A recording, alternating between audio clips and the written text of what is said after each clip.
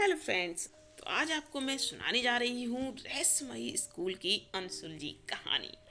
शहर के बाहरी इलाके में स्थित सेंट पीटर हाई स्कूल अपनी शानदार इमारत और बेहतरीन पढ़ाई के लिए मशहूर था।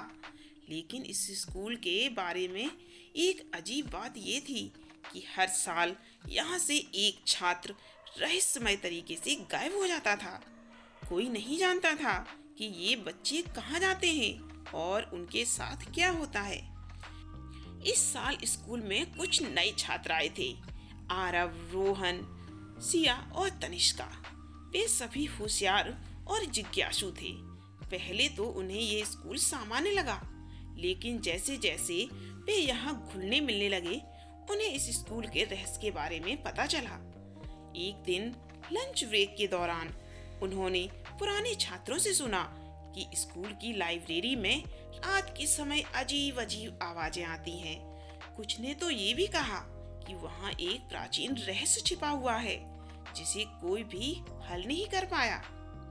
चार दोस्तों को यह बात बहुत अजीब लगी और उन्होंने इस रहस्य की पड़ताल करने का फैसला किया। सबसे पहले उन्होंने स्कूल की लाइब्रेरी का ध्यानपूर्वक से निरीक्षण किया। दिन में तो सब सामान्य था, लेकिन जब भी लाइब्रेरी के पुराने सेक्शन में गए तो वहाँ की किताबें धूल से ढकी हुई थीं और कुछ अलमारियों के पीछे अजीब निशान बने हुए थे।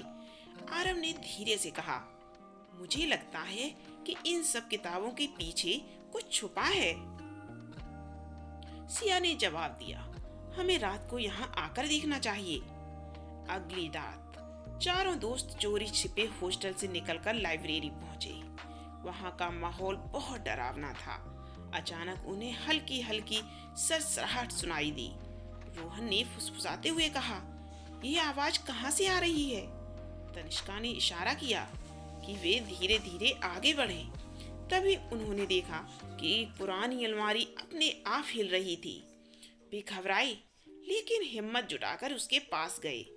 जब आरव ने अलमारी को ध्यान से देखा तो पाया उसके पीछे एक गुप्त दरवाजा था। उन्होंने धीरे से उसे खोला और वह एक सकरी सीढ़ी की ओर जाता था। चारों दोस्त धीमे धीमे सीढ़ियों से नीचे उतर गए। नीचे एक अंधेरा तहखाना था, जहां चारों ओर पुरानी किताबें और कुछ अजीब चित्र बने हुए थे। एक दीवार पर एक विशाल नक्शा बना हुआ था, जिसमें स्कूल का पूरा ढांचा दिखाया गया था। सिया ने उत्सुकता से कहा, क्या ये स्कूल के नीचे कोई और हिस्सा दिखा रहा है? तभी उन्हें किसी के पैरों की आवाज सुनाई दी। वे तुरंत दीवार के पीछे छिप गए। एक लंबा काले कपड़े पहने हुए व्यक्ति आया वहां। उसके हाथ में एक पुरानी किताब थी। वह किताब को एक मेज पर रखकर कुछ बुदबुदाने लगा। तभी अचानक कमरे में एक छुपा हुआ दरवाजा खुल गया और उसके अंदर से तेज रोशनी निकली। रोहन धीरे से फुसफुसाया, यह क्या हो रहा है?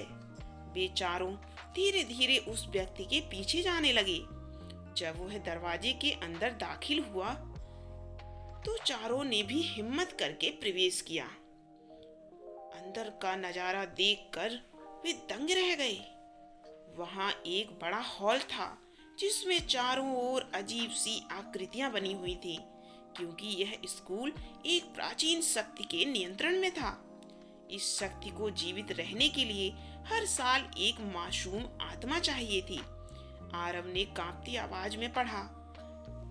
तभी काले कपड़े पहने व्यक्ति ने जोर से कहा, तुम लोगों ने यहाँ आकर बहुत बड़ी गलती कर दी है। भागने की कोशिश करो। चारों दोस्त डर गए और तेजी से बाहर भागने लगे, लेकिन वह व्यक्ति उन पर कुछ अजीब शक्तियां फेंकने लगा। चारों ने हिम्मत नहीं हारी और मिलकर उस व्यक्ति को रोकने का तरीका ढूंढने लगे। तभी सिया को दीवार पर एक पुरानी तस्वीर दिखाई दी, जिसमें एक खास निशान बना हुआ था।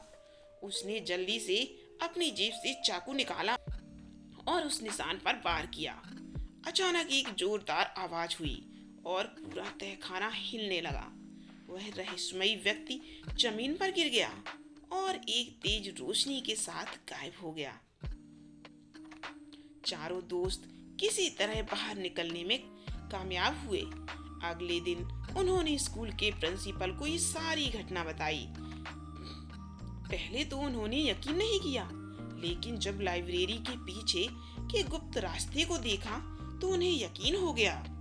इसके बाद उस तहखाने को हमेशा के लिए बंद कर दिया गया और स्कूल में सुरक्षा बढ़ा दी गई। आरव, रोहन, शिया और तनिष्का ने न केवल एक रहस्य सुलझाया बल्कि कई बच्चों को भी बचा लिया। अब स्कूल में कोई छात्र गायब नहीं होता और वह भयावह इतिहास हमेशा के लिए खत्म हो गया। इस कहानी से हमें ये सीख मिलती है कि कभी कभी सच्चाई डरावनी हो सकती है, लेकिन अगर हम हिम्मत और बुद्धिमानी से काम लें तो हर रहस्य को सुलझाया जा सकता है। तो अगर ऐसी ही और कहानियाँ सुनना चाहते हैं तो जल्दी से मेरे चैनल को सब्सक्राइब कर लीजिए और वीडियो को लाइक जरूर करके जाइएगा और बताइएगा कि आपको ये स्टोरी कैसी लगी।